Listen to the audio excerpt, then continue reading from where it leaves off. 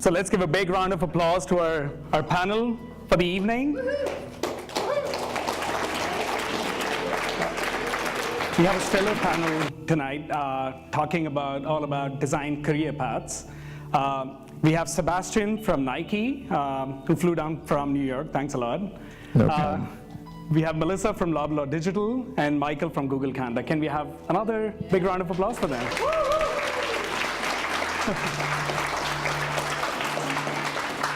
So it would be amazing to start with a brief round of introductions. And if you can briefly touch upon, I know it's very hard to constrain your career path till date, but any specific highlights in 2 minutes, if you could just explain how you got to where you are today. I'll start. So my name's Sebastian. I am a Canadian product designer. I was born in Vancouver. I went to school in Montreal. I went to Concordia University. After graduating, I stayed in Montreal for a bit and eventually moved to Toronto for work because there was a lot more work for designers, specifically like designers focusing on digital stuff. This is a while ago, so the term product designer didn't really exist yet, but I was mainly interested in focusing on interaction design. Worked here for a long time. I lived in Toronto for about 6 years. Then I moved to New York. I worked at Huge for a few years. Then I worked at a very small studio called This Also, where I focused on a relationship with Google Creative Lab. And I got to work on the new branding system, the new identity. I designed the search app for iOS. And now, since October, I've been working at Nike. I focus mainly on the sneakers app, and I am helping them start their first non-Portland-based design studio in New York, which focuses mostly on digital product design. Awesome. Hi guys, I'm Melissa De Silva. So similar to Sebastian, I'm from Vancouver and I went to school in Montreal. But I didn't go to Concordia, I went to his rival McGill. Yeah. And after that, I moved to Toronto. I got a job at McLaren McCann in the media strategy area, working for Johnson & Johnson. I was a communication strategist, did that for a little bit, and decided design was actually something I wanted to pursue after working with creatives for a little bit. So went back to school, went to Humber, got a technical design degree, and then reemerged, joined a small startup in the healthcare consumer packaged goods space, and then about 4 years ago I joined Loblaw Digital just as they were getting off the ground. Since then I've built a team of about 13 people. We're a mix of graphic designers, copywriters, photographers, and production specialists, building all the content marketing for all of Loblaw's platforms. So JoeFresh.com, Beauty Boutique for Shoppers Drug Mart, and then all their grocery banners as well. So, hey, I'm Mike. I've been doing this for almost 20 years, so this could take a while. So I went to school at RIT, MFA in graphic design and photography, and from there I got into advertising as an art director at McLaren McCann. I spent about 3 years working on GM, Molson, Intel, a whole bunch of brands there. And then I kind of said, fuck it, and I joined a startup. Did that for a while. And a small team, we got to do like Roots Olympics, a bunch more work for Intel, Volvo. Then from there, I went freelance for a year, did that for a while, realized that I'm a horrible bill collector. I can get the work, but I can't get paid for it. And then from there, I joined Maple Universal Music, doing artist development. So all the branding for new artists, worked with Sam Roberts, got him off the ground, dozens of other bands. And then I decided I needed to make money to actually get a mortgage, even though music is fun, it doesn't pay the bills. I went back to McLaren as a flash designer, and that lasted about a week. And then I went back to doing art direction, and then after a year, I was a group creative director on Rogers. A year after that, I was running their interactive and direct department as the creative director. And then shortly thereafter, I became SVP, co-creative director of McLaren McCann. I did that for 6 years, then I said, fuck it again. I was really angry one day, and I Googled jobs at Google, and ended up they had a creative lead job at Google. So I applied and got it, and I've had that for the last 2.5 years, having a great time. That's amazing.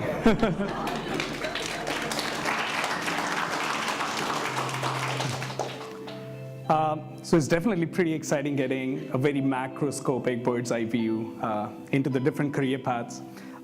We sent out an email yesterday reminding people about the event to get an idea of what are the kind of designers that are coming to the event. It was really interesting to see there were a lot of people who are still early on in their career and junior, and most of them either are on contract or freelance and are struggling to get their foot in the door, right?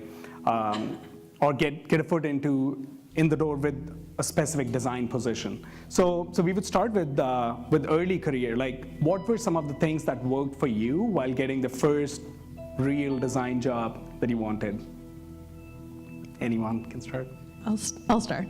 Okay, so I think the biggest thing and biggest learning for me was to take every and any opportunity I could get my hands on.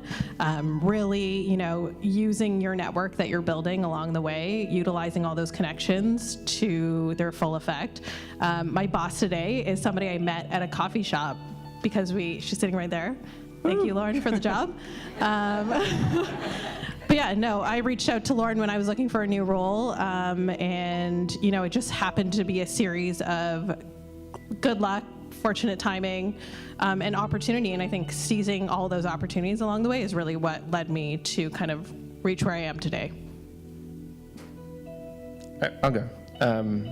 I totally agree. I think utilizing your network, utilizing people, even just like annoying people, just like. When I first moved to Toronto when I graduated from school, I actually worked as an intern at the Montreal Gazette. I was a print designer initially. And, I was working on like the Snake and like the classifieds and like none of that stuff I could put in my portfolio. Unless I was applying to like real type nerd type editorial positions. So I really didn't have much work after my internship even. And when I first moved to Toronto, I probably had like 15 interviews within the first couple months of being here, and like I didn't get one offer. I had a really hard time getting a job actually. And it wasn't until I kind of did two things. One of them was kind of realize that catering and curating your portfolio to the job that you're applying for is like super important. You don't want to like come out of school with like, print work, digital work, interactive work. I had flash work. And you don't want to take all that work and give it to like a place that specializes in, marketing or advertising, or you don't want to take that and go to like a place that does big websites, because they don't really give a shit about all the banner ads you did. They don't give a shit about the storyboards you drew. So there's that, I think, like really sort of figuring out where you want to work and the type of work that you want to show them to show that you have value to them. I think that's really important. But also, I think that just like annoying people is like a really good way. Like keep sending emails, don't stop sending emails, go there. And my old boss, actually, his name's John Jackson. He's now a creative director at Work & Co. in Portland. Yeah. One of the things he did when he came to Huge initially, where we worked together, was he bought billboards around the office to just like that were just showcasing who he was and his work. And it was part of the way that he basically did like a mass campaign to get this job.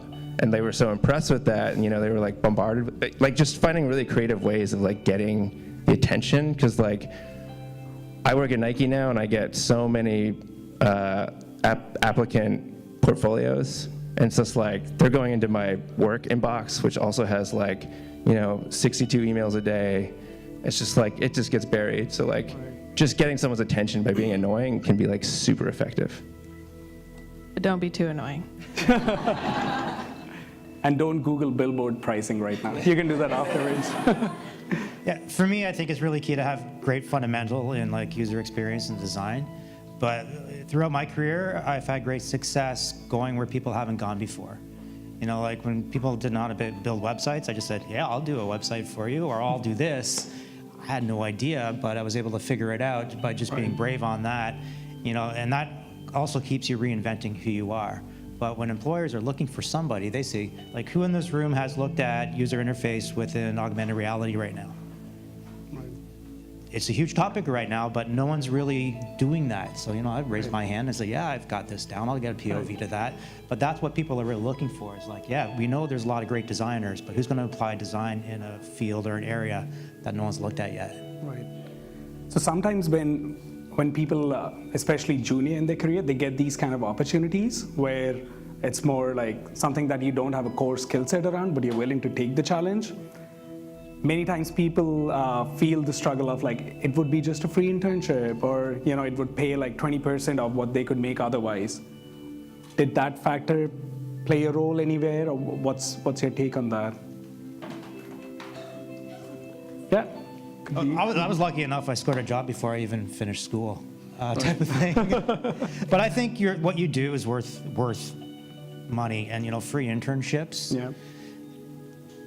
I'm not a believer in that. I always believe that interns should be a paid thing, and it shouldn't be running around getting coffee. You should be doing real work. And I would rather see someone hold off and wait for that opportunity. But there's tons of like pro bono opportunities out there. Look at all the charities within the city that could use your help. Wouldn't you want to do your design for good rather than resizing banner ads or doing something like that for an agency that doesn't want to pay for it? Right.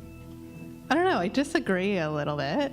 I think, getting your foot in the door at a place that you've done your research on, you've met with some people, maybe there's not an opportunity that matches exactly what you want to be doing in 5 years from now at the time, but being able to get yourself in that place, proving that, you are a hard worker, you're willing to take on any tasks they're given you, whether it be pouring somebody's coffee or building out banner ads. I think there's something to be said for hard work and dedication that does pay off in the long run.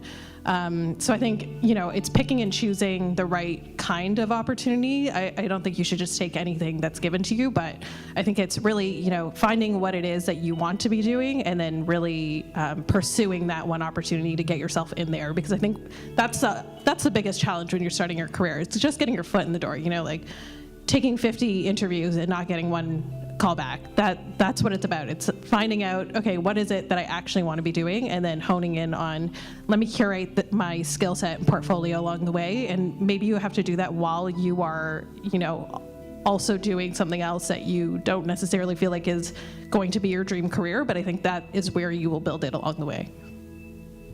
I like to refer to this little chart that I don't have handy here, but it says, work for a lot, work for free, never work for a little.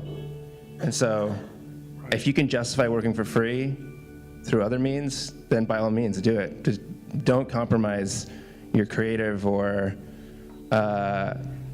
your personal integrity working for someplace for free. And definitely don't work for little. I kind of agree with both those opinions, actually. I think that it is a matter of like finding the places that are important to you to work at, and if it means working there for free and doing the kind of work you want to be doing, then by all means. I also don't really believe in unpaid internships. I think that interns should be paid fairly. But if it's your dream job, or if it's your dream agency or your dream studio, get your foot in the door and just start meeting those people, start working with those people. That's amazing. It's really interesting to see the different combination of perspectives. So it seems like at the end of the day, it's all about the opportunity that you have at hand, which is our second topic. We didn't practice it. So what was some of the not the biggest opportunity, but one of the biggest turning points in each of your career paths that there was an opportunity that, kind of you were at the right place at the right time kind of thing? I would say when I sat down to Google that job at Google was the real turning point for me. And then making that call, getting the series of interviews, and then not hearing anything for 2 months, and then getting a call on a Friday, 4 o'clock, saying, hey, we're offering you this job. Right. I'm like, great. Shit, I didn't think I'd actually get this job. I've got a I had a creative team of 60 people.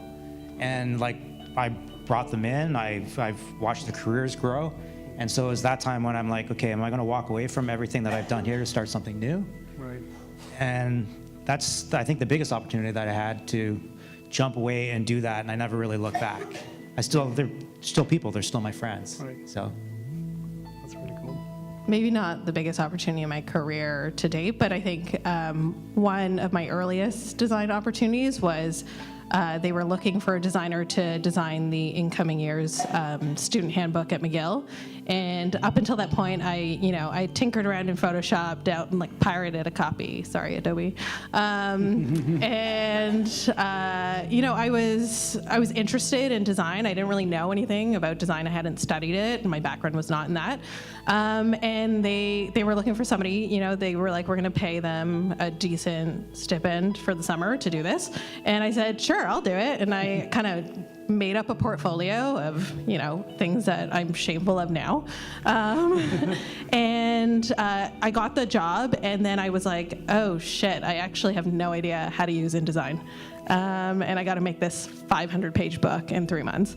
And then I think, that opportunity taught me that even today in my career, I don't know all the answers to everything, and I don't think I ever will know the answers to everything, but seizing the opportunity and then figuring out how to do it along the way was the biggest opportunity and kind of learning experience that I had building my career. Right. So my career's changed directions quite a few times. Like I was a print designer, and then I was a sort of an interactive or digital advertising, and now I'm in product design. And I feel pretty strongly that switching from like sort of more marketing style work to product design was probably one of the best opportunities that I was able to seize. And I feel quite strongly about product design is the action of building tools and building services and building experiences that people want to keep coming back to, or that people feel empowered by. And there's something really like satisfying about working on that kind of work, as opposed to when I used to work in marketing and advertising. Ultimately you are kind of selling the thing, whereas now I'm working on the thing, which is just like quite a bit more fulfilling in terms of the end result and what we're doing. And so I worked at Huge, and it was all still just like big websites, and I got to work on a little bit of product work there. I worked on HBO Go for the PS3 at the time, and for iPad. And so that was kind of like my first taste of like, oh, this is like what it's like to design something that somebody wants to keep using over and over again. And that was like kind of like a big aha moment for me. I was like, this is kind of what I want to be doing more of. And then after that, I kind of worked on a few big websites, which are like great, and like it's awesome to do like thorough UX work on websites, and like I do still have like a soft spot for working on like a nicely designed website, but ultimately shifting over to product design was like probably the biggest career shift that I feel like pretty proud about. Right. What was one of the surprising factors in all these opportunities that you had, or even the current opportunity or the current workplace you're at? So when you got that opportunity, what was one thing that you did not think a lot about? So whenever you're applying for jobs or you get approached by a recruiter, many times people like just tend to jump in if the opportunity sounds good enough. But then when you go in, so maybe you're coming from an agency background and you went to the brand side, there are surprises. You went from a small team to a big team. Did you guys have any such surprises, and how did you deal with them? So ideally not like pleasant surprises, because of course there would be many, but what were some of the challenging surprises that you found? Moving from the agency into my new role, when I was at agency, I had pretty much everything down. I really wasn't challenged, and I kind of figured everything out, right? So I figured I'd come to Google, I'd be in like the Google X program and running that like within a year type of thing. And when I got there, I realized I really knew nothing. Everybody was way smarter all around me, Right. and I didn't have any of the answers. And not having any of those answers has probably been one of the most energizing things in my life, because it's made me learn again, and learned more than I ever have. I think in the last 2 years, I've learned more than I have in the last 10 years. Oh, Yeah. that's amazing. Yeah, I totally agree with that. Constantly learning and re-educating yourself. But I think the biggest kind of surprise for me was, again, kind of shifting between huge multinational agency, you know, where I really felt like I was working for the man.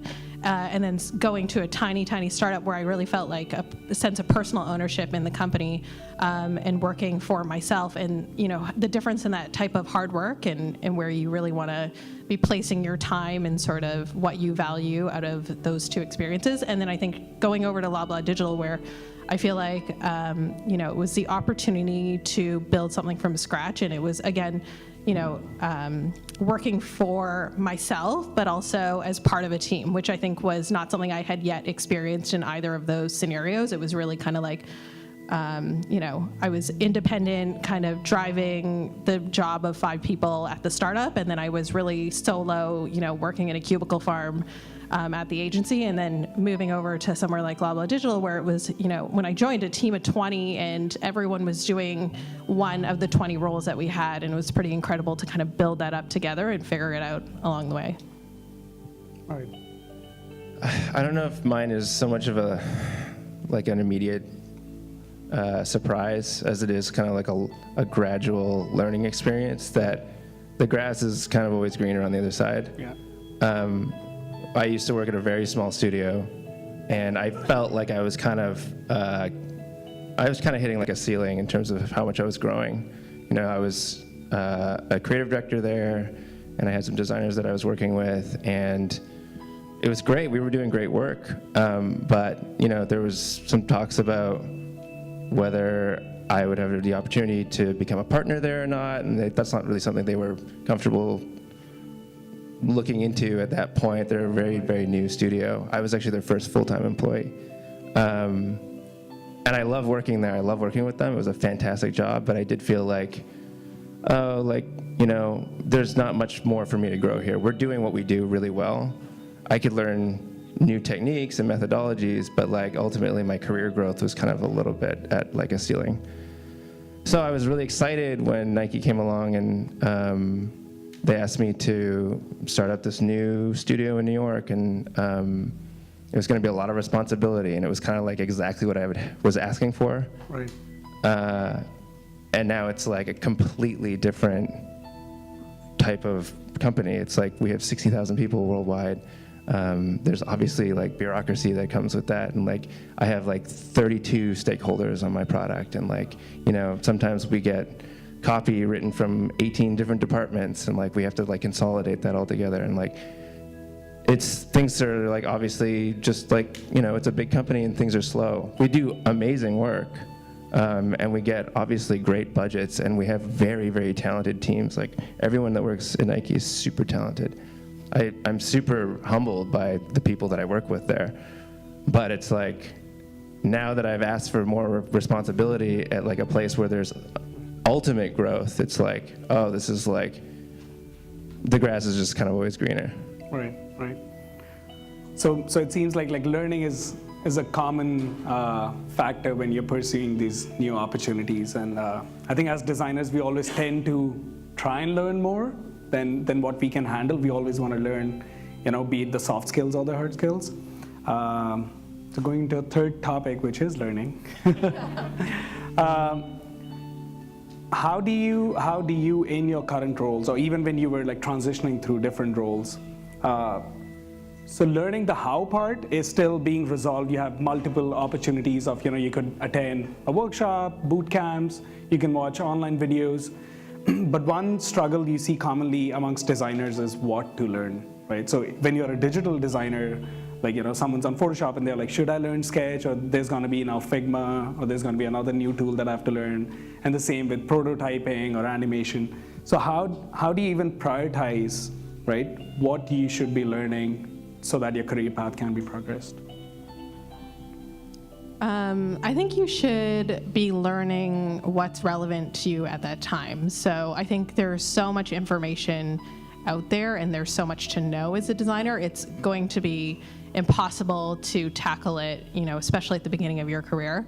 I think once you're in a role and you can figure out what is it that I need to know, and then to really deep dive into that skill set and become, you know, really try to become an expert in that area. And it might be a really niche area, but you will walk away, you know, from that one particular role saying, hey, I'm an expert in knowing how to do X, and then at your next role you will learn how to be an expert in Y. And I think that's really how you grow your career. It's not trying to be, too much of a jack of all trades. I think designers sometimes worry about that too much, and knowing, like all the coolest new trends and all the coolest new tools and who's saying what and who are these designers. And I think that's great, and we have a incredible community to kind of, lean on and learn from. But I think also at the end of the day, you kind of have to just look at yourself as an individual and a designer and say, what's important to me and what will ultimately help me get to my next step. Any other thoughts? To me, I try to learn the technology that the design is going to be applied to.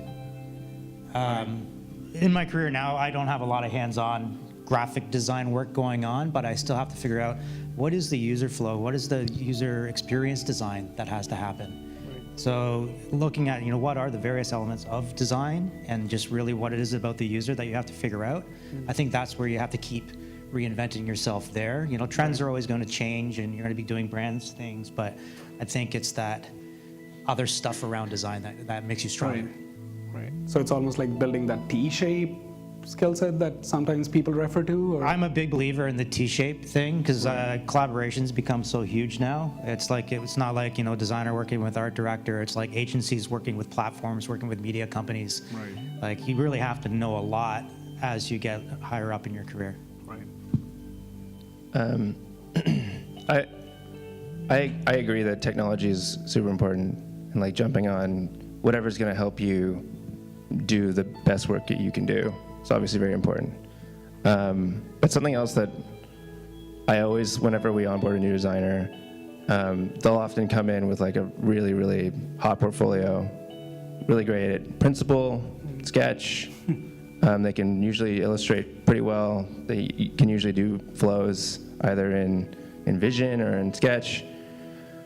But one of the things that I always try and like onboard people to do first is just like figure out how to tell really good stories. Like storytelling, I find is like super important for product design. Just like being able to take a user journey, make it interesting, tell a story about why this product is important to that person, why this product is going to be successful. And then, ultimately, your product design team is going to love the mocks and the sketch files you're making. You can design really hot interface, UI, UX, can all look amazing, but ultimately that's going to have to get shipped to like a stakeholder or leadership or like an investor, and they're going to need to understand like why what you've designed is successful. And you can't just show them your dribble page, and they're if you show them your dribble page, they're not going to understand why that product was designed the way you designed it. Right. So like taking your stuff and putting it into a deck, or building a prototype that you can walk them through and tell like a really, really good story around it. I find like that's something, and that's only something that I've learned kind of recently over the past few years. It's like now that I'm really like, I've taken the deep dive into product work. That's something that I would encourage everyone to learn. Can I just add something? Yeah, absolutely. So I think learning technical skills is super important. But I think to kind of just layer onto what Sebastian just said, I think learning how to navigate the relationships, both of the team that you're on, but then also of the stakeholders that you work with, is probably one of the most important things that you will learn how to do throughout your career. And that's really something I think that you don't learn in school, you don't learn from, watching a YouTube tutorial on how to do that. And so it's really learning how to develop those networking abilities and relationship building abilities so that you can navigate those conversations when you do need to go in and defend your designs. Yeah, I totally agree with that. It's comes down to selling and articulating what you're trying to accomplish with your designs. Right. Do you find a challenge that many designers do not understand the selling or the business part as much as the focus on the craft? I would say a lot of juniors, right. They, like you just said, they make really hot, awesome-looking designs that really don't say or do anything. Right.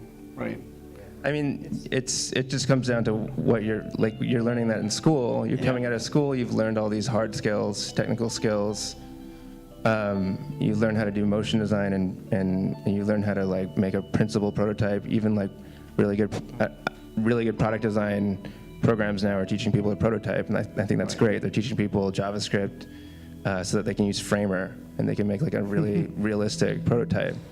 But then like you're showing it to me, and it's just like you're just clicking through these screens, and you're not really explaining what it is. It's like there's that's like the sell, basically. It's just like, and there's so many different ways to sell, because you could be selling to the board at Nike, or you could be in Oshawa selling to the guys at General Motors.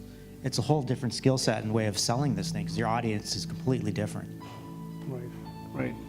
So it seems like a lot of people who are early in their career focus on the core, like the craft specific skills. And I said that because that's the next topic.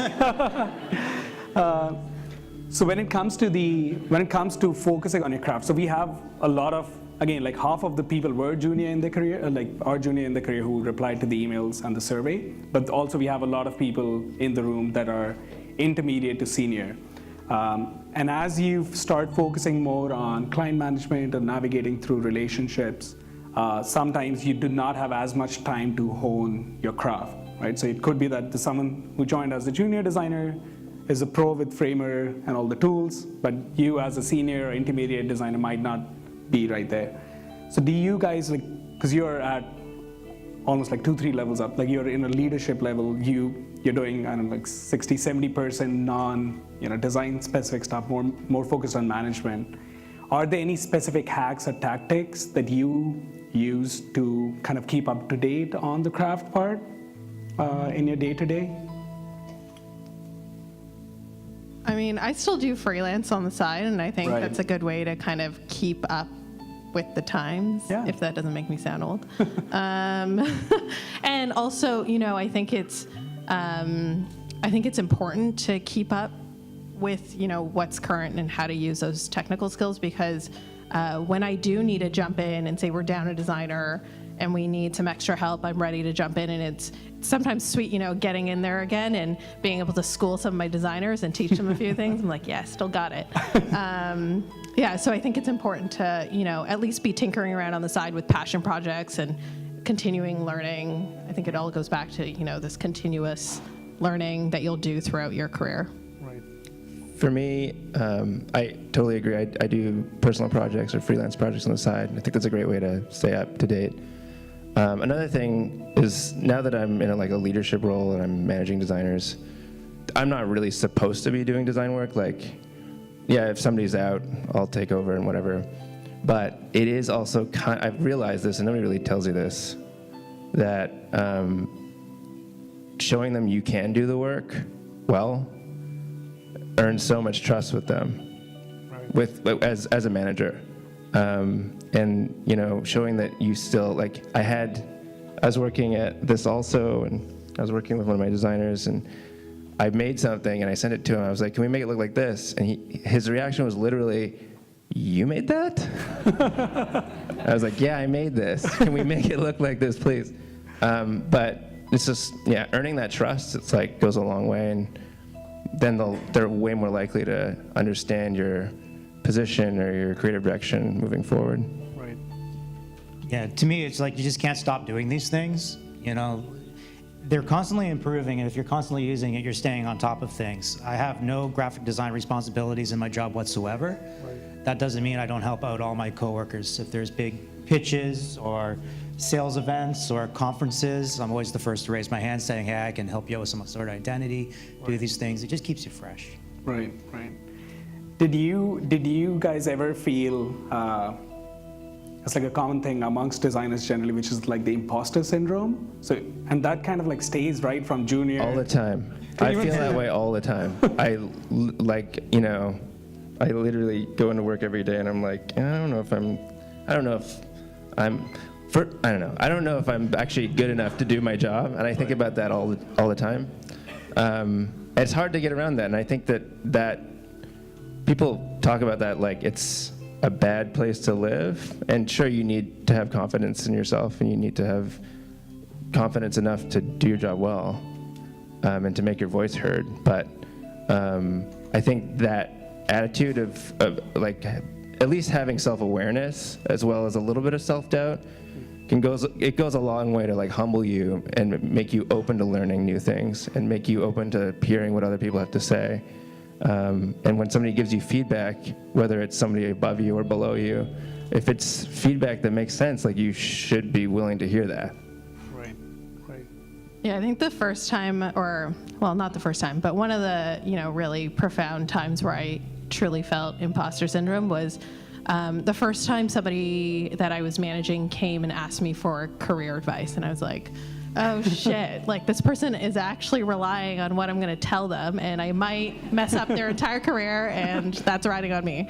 And so I think it goes back to, you don't always have the answer, and that's okay, and you're going to learn and figure it out along the way. And I think as long as you keep that in mind and you have the confidence to, put up your hand with the opportunities and say, I'm going to, I might not know how to do this right now, but I'm going to go back and I'm going to figure it out or figure out the answer and talk to the right people in order to gain that knowledge. That's really what it's all about. Right. Yeah, sticking with the confidence is really key to these things. Funny enough, data is big at Google. Right. 65% of everybody at Google feels that they don't belong there. Like they feel that somehow it was a mistake that they got hired.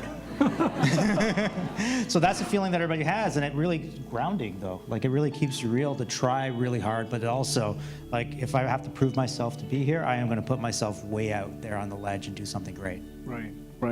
I mean, just to add on that, like if you feel like you're the best person in the room, there's no way you're going to grow. You're learning, yeah. You automatically, your mentality is like, oh, it's my job to teach people things. Right. And you're probably not going to listen to what other people have to say. Probably good for that day, but then after that, you're just all downhill after that. You're probably also a bit of a jerk. Right. So now that you're more on the leadership level, what was that one skill that you find in yourself that was responsible, or not responsible, but like kind of helped you, stand out from all the other people that were applying for that job, or were, could be the director of design or head of design?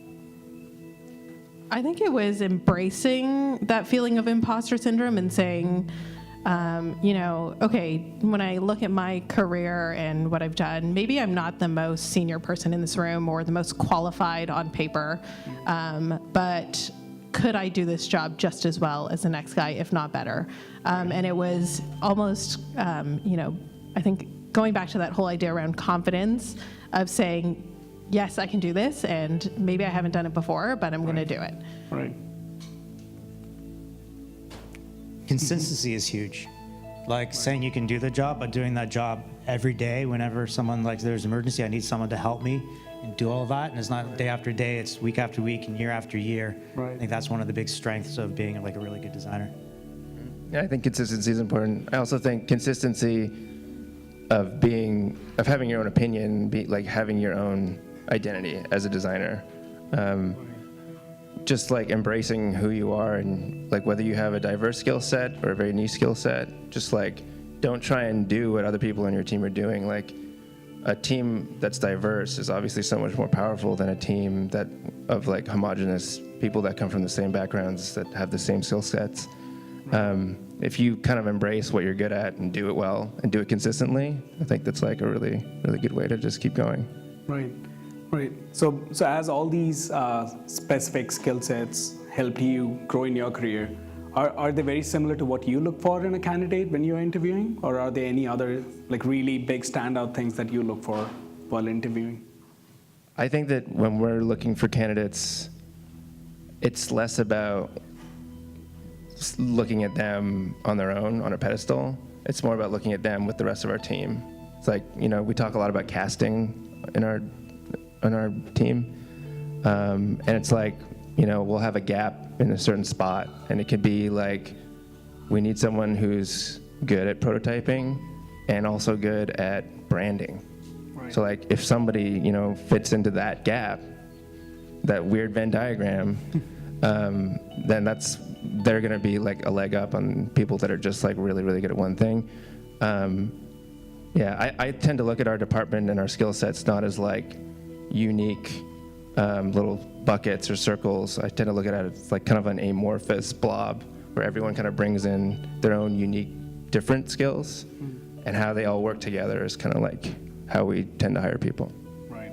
Yeah, I couldn't agree more. I think, there will be a ton of people who have the exact same skill sets as you and the same qualifications as you, but really spending the time hiring for the right fit is really what's most important to me. So, you could be the best designer out there with the sickest style, but if you don't come in and you feel like the right fit, and I don't have a good gut feeling about how you're going to mesh with the rest of the team, then that's an automatic no for me. And I never want to bring in somebody who's going to disrupt sort of the culture and vibe that we've built and spent a long time building. So I think taking that extra time and not rushing through the hiring process in order to just get somebody in the door to do the job is what's most important. I completely agree with what you guys said, but sometimes I also hire some people that are disruptors, and not necessarily disruptors within the creative department, but that will disrupt the rest of the creative agency, who maybe are a bit of an asshole, but they are part of our design team, and they were great designers, but they can be that bull in the china shop that can get change done throughout the rest of the agency. That's amazing. I really love when the panels are not very homogeneous and the opinions, because there's quite some different learnings. So before we wrap up the panel discussion and move into the Q&A, I don't know how many of you saw we designed like a formula to charting the perfect career path. How many saw that booklet in the swag bag?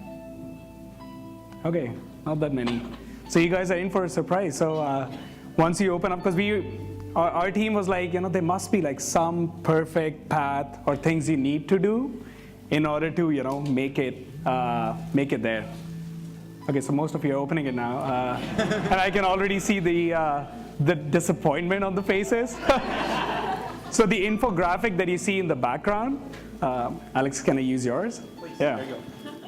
So just so you guys have context, so we started drawing we were like, let's give out an infographic over the event that charts out different aspects of, we researched about 17 creative leads in Toronto, and mostly like stalked their LinkedIn profiles, broke it down from experience to how many, the amount of years or months they spent at a job, and what was the education background.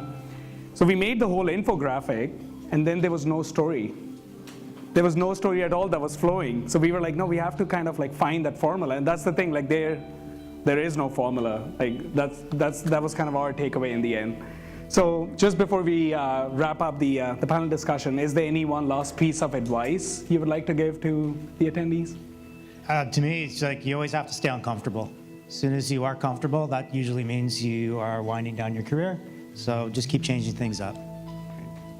Yeah, I would say, if you're early on in your career too, I think it is important to hone in on what it is you want to do. But I think when you're at the beginning, to not feel too much pressure to figure out, do I want to be a product designer versus a graphic designer? What type of designer will I be? And to really just get your hands in as many projects as you can in order to kind of test your skill set, to figure out what you like, because you might be surprised at the end of the day at what you feel like you're really good at or what you're really drawn towards. Yeah, I was gonna say,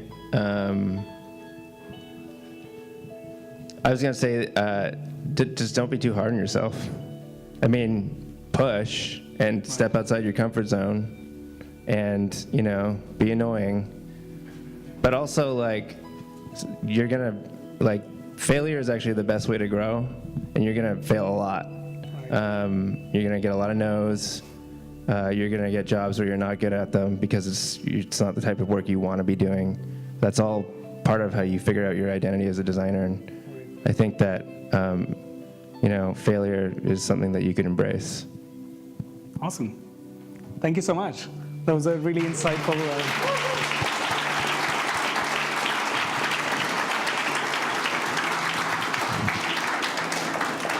Awesome. So we have time for a few questions now, Chris.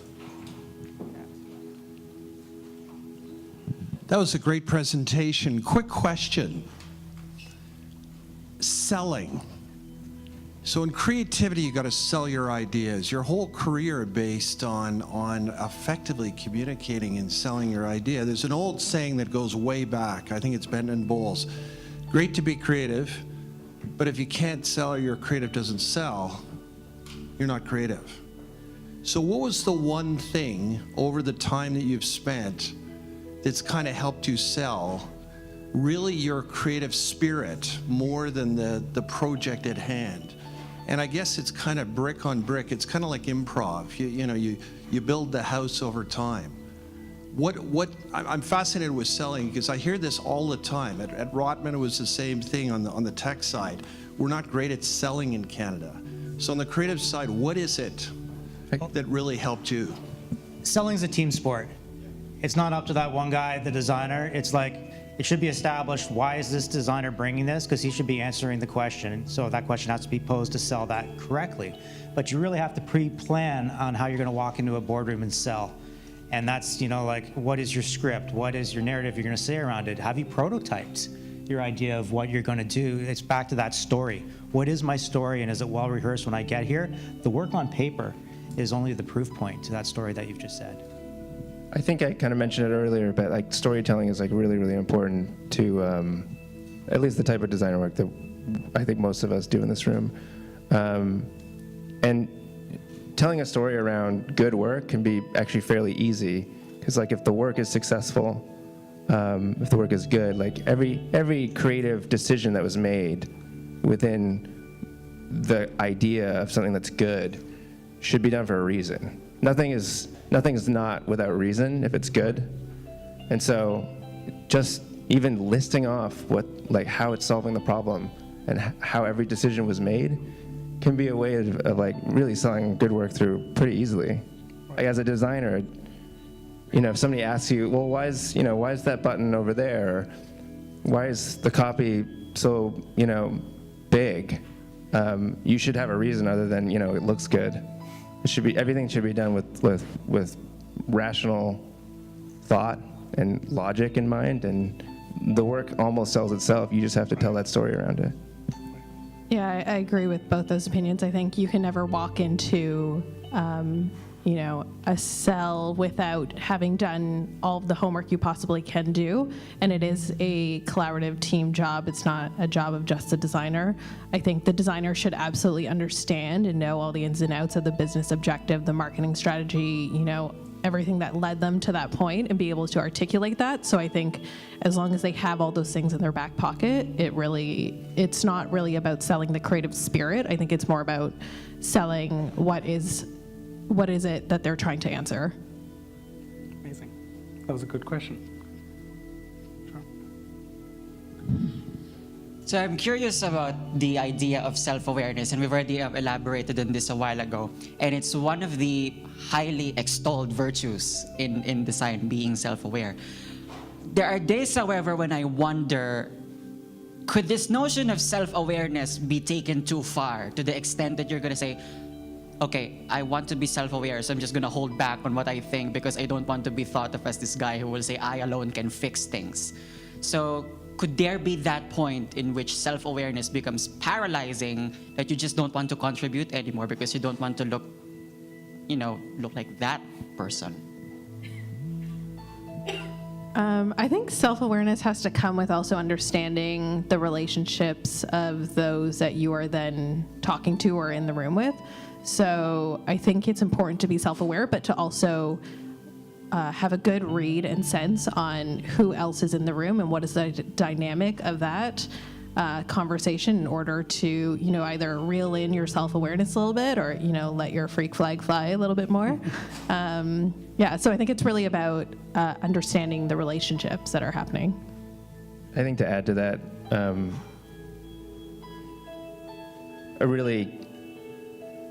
a sort of a critical aspect of being self-aware is being able to just listen and to hear what other people have to say about you specifically. You're able to, change how you feel about yourself and how your opinion of yourself, but it's really, really hard to change the opinions that other people have about you. So part of being self-aware, I think, is to understand the perception of you as someone that's trying to work with other people, and just being open to hearing them. A lot of people have a hard time listening to other people. Not being able to control your emotions in a boardroom, taking feedback, can make for a very short career at times. I'm serious. No swearing in No, presentations? you know what? I've had clients ask for art directors off of jobs because they rolled their eyes in a meeting. Because they may not be sophisticated in design, and you may have had a reason to do that. They had their reason for saying it, and at times they're paying the bills, and you have to know when to pick your battle, and rolling your eyes at every piece of feedback, it's just not a good business thing. You pick, Paul.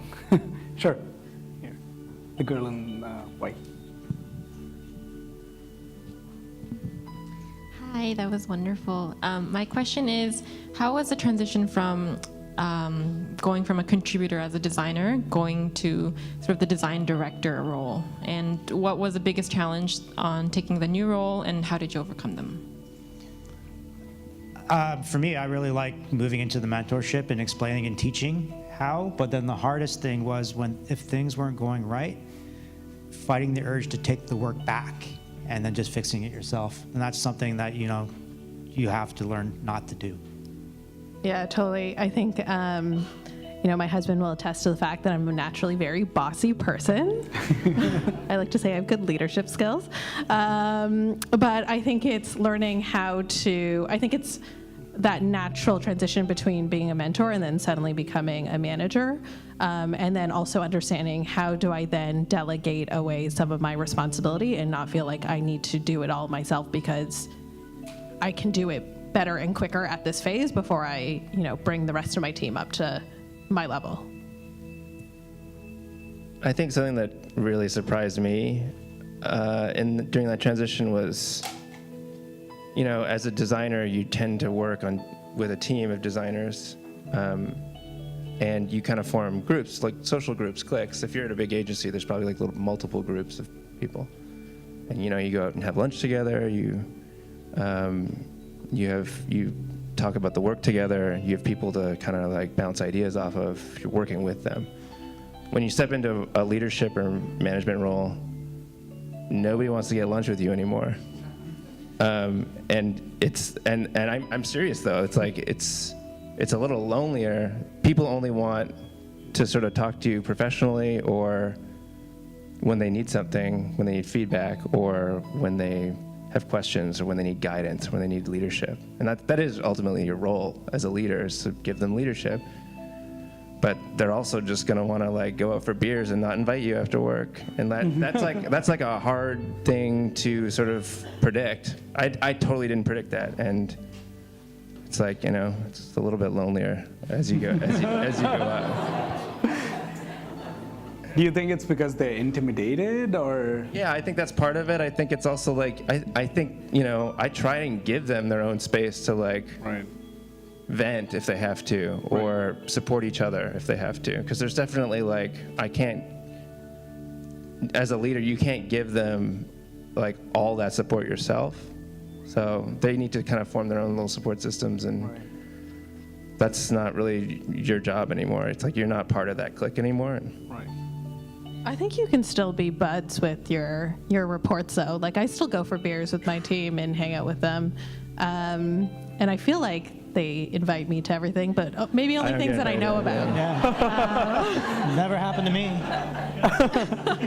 But I think the trickiest thing is you pull out your credit card at those events. No, that's when I invite my boss to come. No, but I think the trickiest thing is navigating the relationship between being their friend and hanging out after work, and getting on a really personal level with them, knowing everything that they're doing on the weekends and evenings.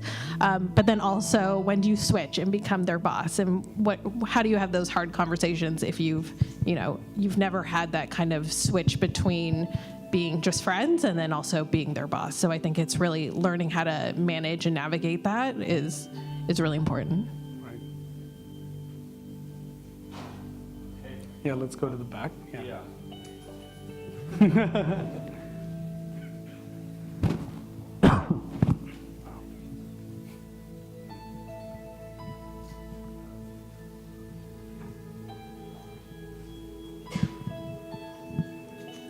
Hi, I'm Rosa. I just want to ask, I feel like a lot of us, designers out there struggle with this for sure. I wonder how you guys price your commission work or your freelance work, or what's your tip on how to, if there is one? It's hard. There is no formula. Yeah, it's really different. It's based on who the client is, what the opportunity is on it, but also sometimes comes down to what's the volume. Like, are these guys going to be able to supply you work for a month? Right. Then you kind of figure out, okay, well, this is fair at a lower rate here, but if it's going to be a rush job, I've got a day to turn something around, well, it's going to be a bit of danger pay there.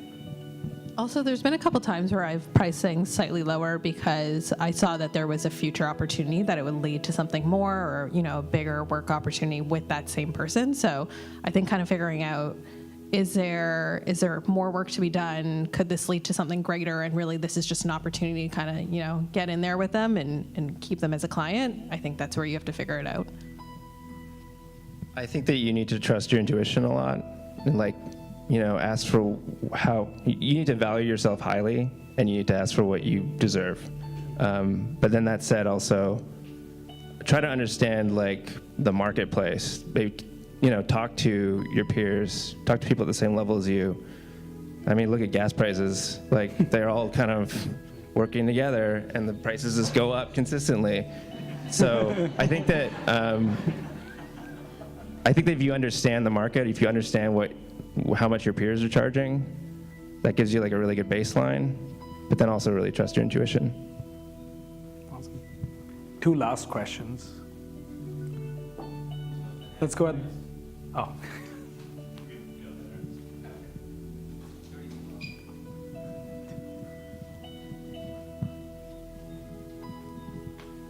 Hey there. My question is about the management role. I'm wondering if that's something you guys all kind of decided on. At one point in your career, we're like, okay, I've done design. Now the next step in my career is managing people. And I'm wondering if you guys recommend that, or if you actually recommend just being an expert and kind of mentoring people, but not so much managing people. In my experience, they didn't respect design enough in advertising to have a career path being in design, because you would always start out as a designer, working to an art director, and then to a group head. I prefer to always have working group heads and whatnot, so people are still designing. But a lot of the creative agencies now are treating design as a real discipline, where they are giving you a career path within that. So again, I would rather pay the same amount to a really good seasoned designer as I would to a great creative team. Yeah, I would say it's hard to say whether I would recommend it or not, because I think being a manager for some is a really natural transition, and I think some designers never want to manage people. I have people on my team who say, I'm happy being heads down for the rest of my days, and I don't want to have to be responsible for somebody else. And that's great.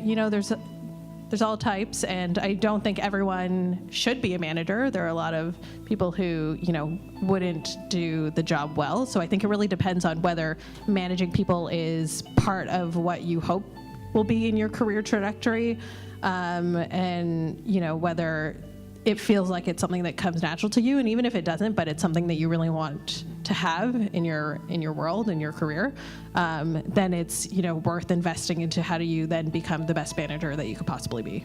We've always had this joke is why do you have so many shitty managers in jobs? Because they're really good at their job beforehand. That's really what it was. You're so good at what you do, you get promoted, but then that's just not who or what you are. Yeah, I just to address your question, also, you were asking if it was a decision. I think it does. I think that somebody will ask you eventually, do you want to move into a leadership role? And it does become a decision. It's and I think you are totally, it's up to you. It's if you want to take that on, you can. It's a whole new skill set. And you're probably going to be bad at first, but it's like anything. It's that's how you learn, that's how you grow. If that's something that interests you, then by all means do it. But you're totally able to also just, you could freelance, have your own studio, stay small, or you could work as a designer in-house somewhere for a long time. I don't think there's anything less respectable about that. I think that I work with some designers who have been working longer than me, who I manage now, and they're very, very good at what they do. So yeah, I think that it does end up being a decision, and like it's totally up to you at that time if it's something you want to do or not. Last question. Oh, let's go. Yeah. No, but we need the mic. Hi guys, thanks a lot. Just wondering, what are some of your favorite products out there, and what inspires you?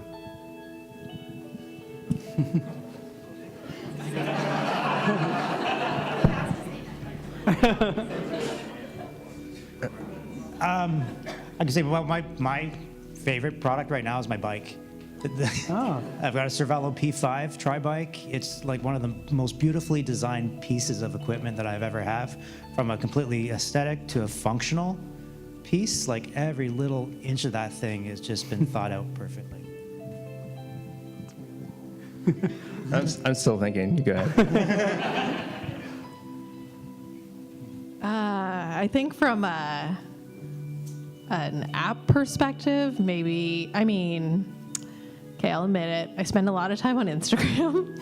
I feel like that's a pretty easy one. But then I would say, a really great product that I've found a lot of good use out of is the Car2Go app. I think the whole product itself and the way it's been built is life-changing for those who don't have cars. And it's incredible when I can just open my app and see that there is a car waiting for me outside my house. Like, that still blows my mind. So yeah, I would say the Car2Go app is kind of high up there for me right now, mostly because I'm kind of lazy sometimes and I don't want to walk to work. So Car2Go's great. And then also, I would say in terms of what inspires me, I don't think from a design perspective, it's, I don't look at other design to say, wow, that really inspires me to then go off and do my own kind of design project. I think it's a multitude of things kind of surrounding me. Like, it could be from the TV show that I'm watching to something that I saw on the street, or, a photo that I took on my phone quickly. So I think it's finding inspiration in all sorts of places and not kind of looking at design-specific instances to find your inspiration. I think I'm having a hard time with this question because I have a lot of favorite products, and like different products are like my idea of what a good product is something that solves a problem that I have. It solves a problem for me. I have so many. It's when we're looking at like digital products like apps, the metrics that we design to at Nike are whether the way we determine whether a product is successful is whether we're constantly increasing market share and growth and acquiring new users, whether we're increasing engagement, people are constantly coming back into the app and discovering new content, and whether we're increasing retention, people are opening the app consistently and using it for a long time. So many apps you see people, download them, they'll use them once, they'll delete them. I've overheard from someone, I'm not going to say who, that people are downloading the MTV app to watch television shows, and then they delete it after they watch the TV show. So I don't feel like that's like a good example of something that's solving a problem. But then like, this is just all talking about apps. Like, I have so many other products, like certain pairs of pants, they just are really, really perfect. My toothbrush, I love my toothbrush. I think, that's a hard question for me because I just feel like my favorite products are products that solve specific problems that I have. I think it comes back to the same thing. There is no formula. I think if we are trying to break it down. But yeah, I hope, thank you so much for the candid and insightful discussion. I hope it was helpful. Again, there are no, as you saw, there are no strict like guidelines to kind of making it there, but I hope the things the panel shared today was really insightful for you. Thank you so much.